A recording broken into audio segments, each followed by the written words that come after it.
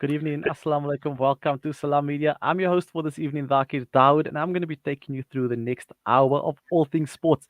This evening, we're going to be chatting to the newly appointed head coach of Chippa United, Daine Klate, who's going to tell us a bit more about his appointment and his journey with the club. Later on, we're going to be chatting all things Banyana qualifying for the next FIFA Women's World Cup. Well, they're doing something that many South Africans would aspire to, and let's hope that they can obviously do one better come the playoff stages now of the Women's African Cup of Nations. We're chatting Springboks a bit later on in the show, so we've got a jam-packed lineup for you this evening. Well, first up, Chippa United have announced their new head coach for the 2022-23 season. It comes in the form of one of South Africa's most decorated footballers, Daine Klate. The Eastern Cape club confirmed that Klate will be assisted by Bruce July and Sia Gwambi. Daine Klate is busy preparing for a semi-final of the Diski Shield that will be taking place tomorrow. His new appointment. This is something that the country wants to know about. And joined with us on the line is none other than Mr. Daine Klate himself. Thank you so much for taking time out of your match day -1 to join us on the show. Good evening and good evening to all the listeners and the viewers. Dane, congratulations on the appointment. I mean, this is probably one that was written in the stars. You being a PE boykie and now being able to go back home a few years ago, end of the latter stages of your career there, and now taking up a coaching role there. Yeah, I think firstly, I didn't know it was going to happen so quick, but I think I'm happy to take this challenge on. I think I've always gone back to PE to kind of give back to PE to the Eastern Cape as a whole, and try to make a difference in a positive way. And I've been working in development in the grassroots for the past 3 seasons since I obviously got my coaching badges, and I'm still busy with that UEFA badges. So yeah, it's all about my learning, and this is my path that I'm following, and hopefully this new challenge is going to be a difficult one, but I think it's one that I'm looking forward to and to test myself, and see how much I can make a difference within the Chippa United team. Well, we certainly know that. I mean, it can just go up from here, and we're definitely looking forward to your influence and impact that you'll have on the team. But then many people would say that you've just retired a couple of years ago. You suddenly coaching at the highest level. Where did this journey of coaching begin for you? And did you always know you're going to be a coach? Yeah, I didn't really know that I was going to be a coach, but when I reached the back end of my career, while I was still at Wits, once my kids started playing, you try and then get involved with Zach and Alex, and then all of a sudden that passion for coaching comes in, and you realize maybe, this is something I never thought about, but it suits me, with under 10s and under 12s. I'm still coaching under 12s as well because that's what I'm passionate about. I lost my desire to play, so I retired. But then obviously I did my coaching badges immediately after I retired. I went and got my coaching badges. Coach Larson was then the coach at Chippa United, and I just announced my retirement. And he asked me if I would be interested in taking over the Diski team, because he thought that would be a perfect platform for me to learn. And yes, I went over there for the first 6 months at Chippa. Then obviously the club decided not to go on with me for whatever reason. But then obviously Gavin Hunt came in, and I came back, and I completed the season, and we ended fourth. We did very, very well. So that's basically in a nutshell how this coaching journey started. And I mean, like you said, you started off getting your levels and now you find yourself coaching. What is the most challenging part about that? Because many aspiring coaches find that as such a stumbling block. Yeah, I think for me, I'm not the end product yet. I still have a long way to go, and I've got a lot to learn. But I felt that this is an environment that I can learn in. I've got Coach Bruce July and Sia Gwambu, who I've worked with previously, Coach Sia at Diski when I was here previously, and we worked well together. So it's obviously someone that I definitely looking forward to working with and sharing ideas and knowledges, and as a collective, the three of us can obviously three brains is more than one. So if we can have each other's backs and obviously be there for the team and share our ideas and put them together, and sometimes disagreements, but it's going to be for the better of the team. And I mean, disagreements is part of the process because you know what? If you don't disagree, you won't obviously move forward as a team. And your disagreements are for the better of the team, like you said. How important is the technical team that surrounds you in order to directly contribute towards the team's success? Yeah, I think it's important in the modern game. I think gone are the days of the one man show. I can never do it on my own. That's one thing that I've learned, and it's one thing that I know for sure is that I can't sit there because I can't see everything. My eye is different to Coach Bruce's eye at times, and then likely with Coach Sia as well. So I think for the three of us, it's just about working together towards one common goal. And we understand each other for the most part. So I think it's obviously we're all local boys as well. We all grew up in the areas over there, so the support and obviously the anticipation is massive. The well wishes is good. And hopefully we can make a difference, like I said. But for the most part, for me, it's very very important that Mm. we are unit. Even the physical trainer Lisa Benjamin as well, our goalkeeper Coach Swazi as well. And all the other members of the team as well, from the kit man to the backroom staff to the logistics guy, to the security guy. I think it's important that we're all together and we work together for the greater cause of the club. I like the fact that you say that you all from the area and now you find yourself giving back to the team. Having you there, having Coach Bruce there, having Coach Sia there, what does this mean for the broader community of Tebeja um, and the surrounding areas as well? Do you see this as a platform and a path for players now to come through, aspiring administrators and coaches, knowing that there's hope in the area again? Yeah, I think it's but our job is to serve the game and to inspire as best as we can. I think there's a little bit of hope. I come from these areas of the people where people are going through struggles and there's gangsterism and there's all those type of things. Not in the areas that some of the boys I coach, they come from that areas. So I have that understanding and that compassion towards everybody, knowing where I come from, and I think that's the most important part. That you treat these players and everybody around you like human beings. I think that for Mm. me is very, very critical, and it's always worked for me in my career as a player. So hopefully the same mentality and the same values that was instilled in me, I can then now go over and translate that and share it with the rest and inspire the rest of the next generation, particularly. And I mean, it's something that's quite close to your heart because I mean, not every under 12 team has a DSTV Premiership coach being their coach. It's kind of a dream. It's almost like having, let's say, um, having a Premier League coach coaching the Sunday League team as well. It's something that many dream of. And I mean, then maybe those kids don't know exactly who you are, but I'm sure once they Google your name and they find out exactly, oh, sure, but my coach is actually one of the most decorated players in the PSL. Damn it. I think that's something to look forward to. But then just speaking about your Disky Challenge team, and you know, many would say it's one of the tougher tournaments in South Africa. What was Yeah, your it's obviously. experience like? I think it's a top eight. First time the club has ended in the top eight. We ended in the top four actually. So if we're in the BPL, we would have qualified to the Champions League. Yeah, no, but I think the boys had a fantastic season last season. Whatever we implemented from the last time, the players we scouted from the last time, it's the same players that's still here. So it's a process. Mm, We're already busy filtering through next year's Disky team. We're going to add on to this year's Disky team and bring in the younger boys. We're busy with the Engine under 18 tournament as well.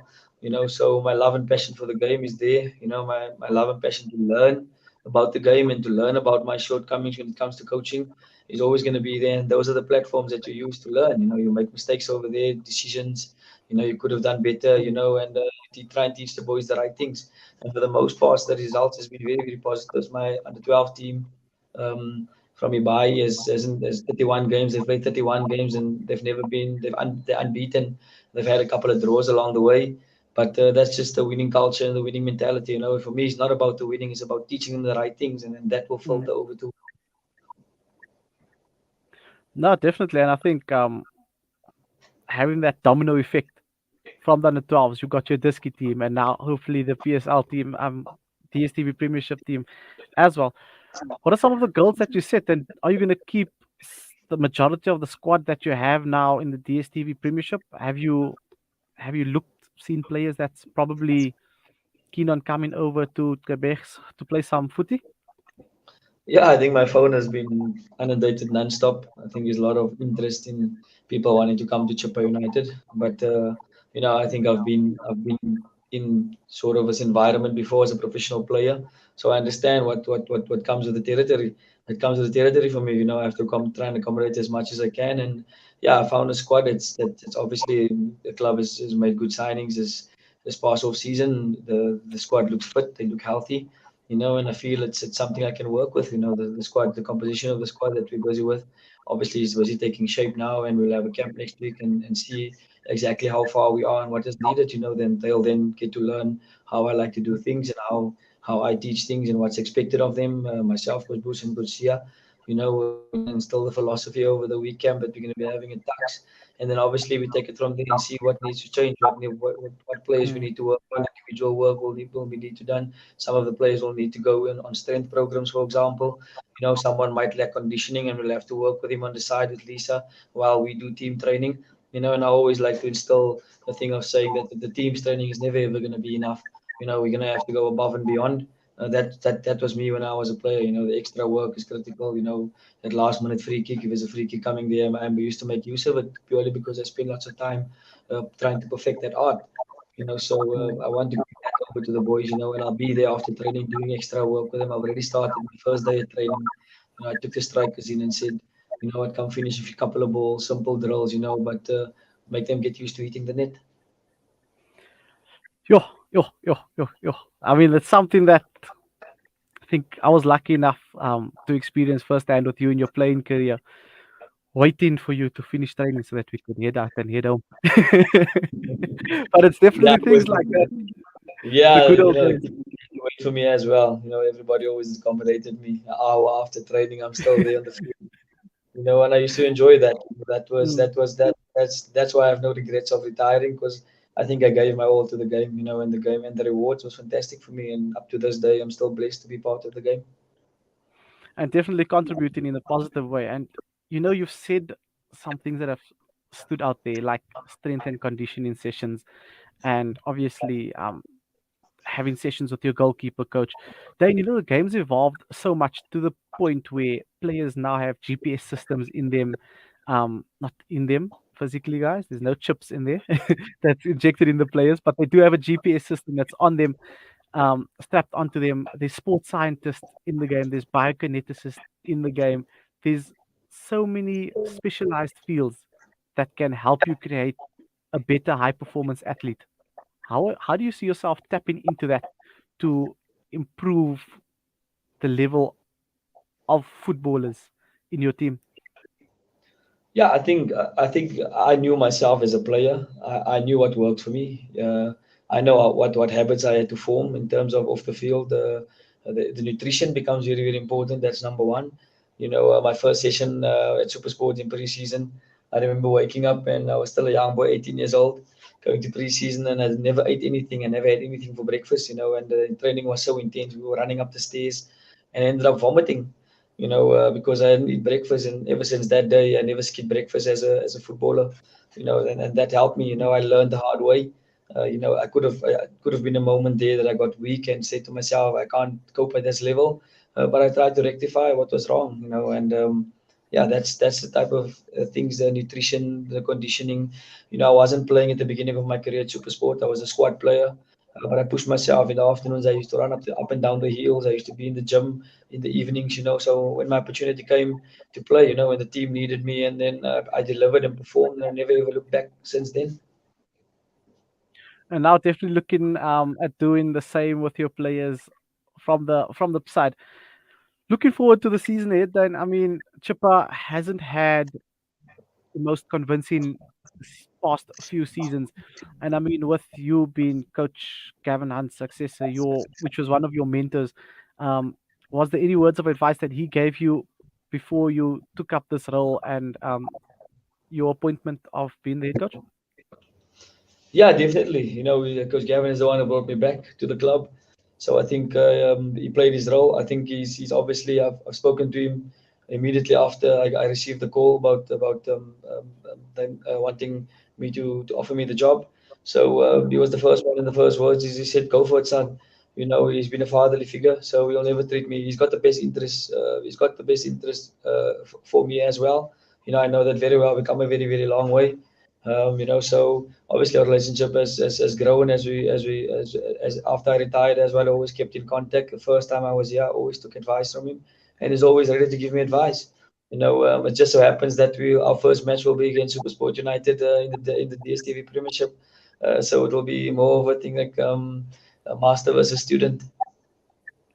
Hey, Mr. Miyagi. Mr. Miyagi taking taking out Daniel's son. It's going to be quite an interesting one to see how this one plays out. Dane, you're taking the one in the first game of the season.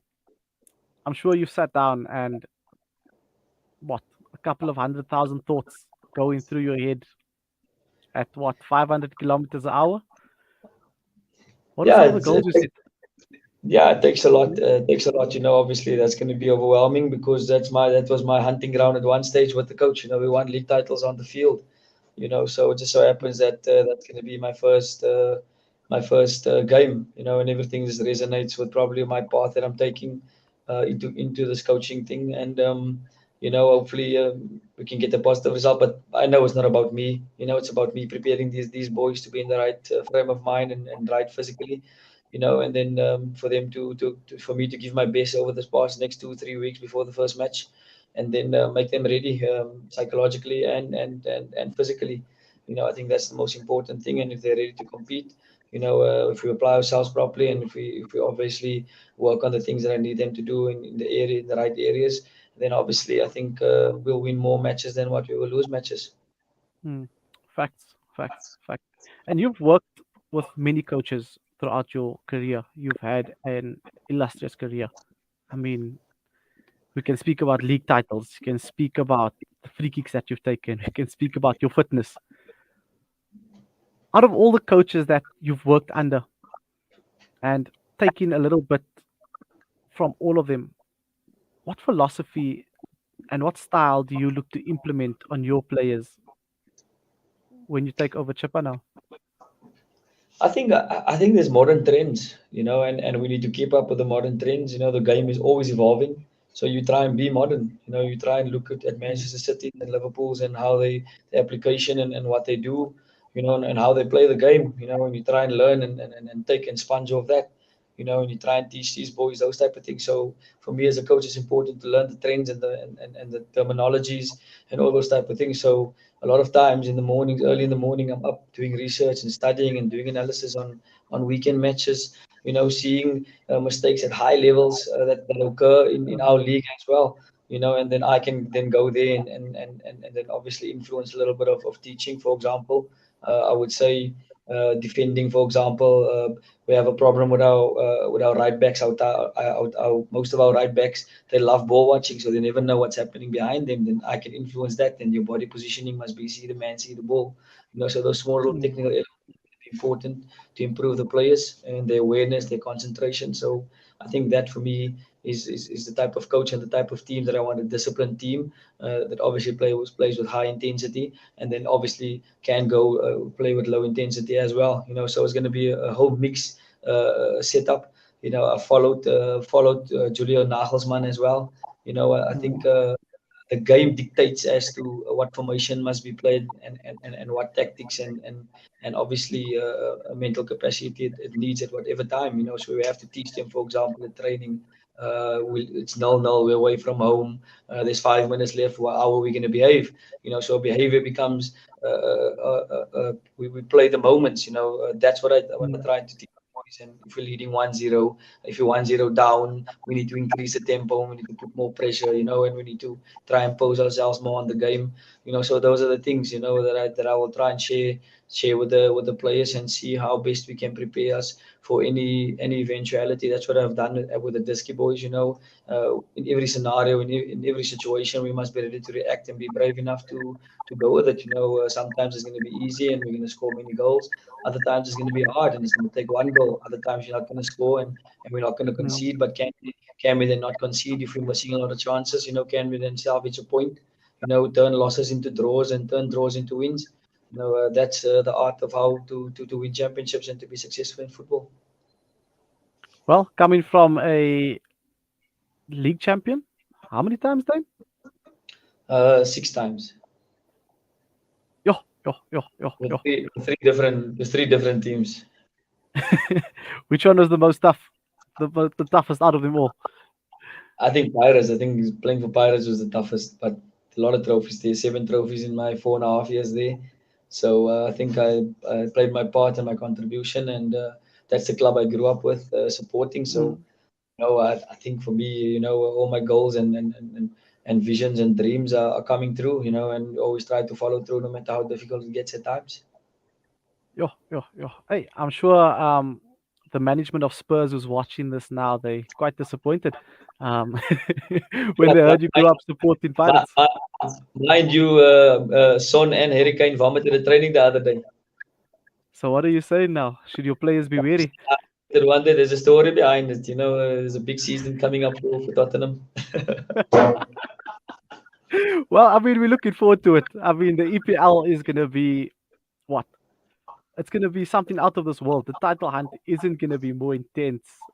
It's going to be more intense, I beg your pardon, than it's ever been because now you've got the likes of your Liverpools. I mean, Manchester United won what? I mean, they've been bragging all week about that 4-0 victory over Liverpool. Over Liverpool. I mean, Spurs is looking red hot. Well, Dane, do you think this is the season fortunes will change for your beloved Tottenham? I just want one trophies, so everybody can stop teasing me about them not winning trophies, and I don't have to protect myself and say, but I want my own trophies.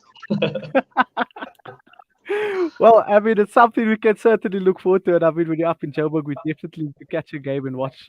Take my rugby hat off for a bit and focus a bit more on some football. But Dane, you know what? Thanks so much for joining me on the show this evening. It was an absolute pleasure chatting to you, and just insight, getting insight firsthand from you. And I'm sure the public learned also so much about you and what your intentions are for the team, for the club, for the community of Tebega, and also the broader Eastern Cape region as a whole. From myself and the backroom staff and the team here, we wish you all the best for the season ahead, and we'll be following your journey closely. Thank you so much. Thank you so much for having me, guys. Appreciate it. We'll keep in contact, Takir.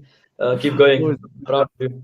Thanks, Liam. thanks so, thanks so much, but well, Liam McConey. I mean, for those of you that don't know, um, we we the guys that come out of Dane's hands, just in case you guys wanted to know.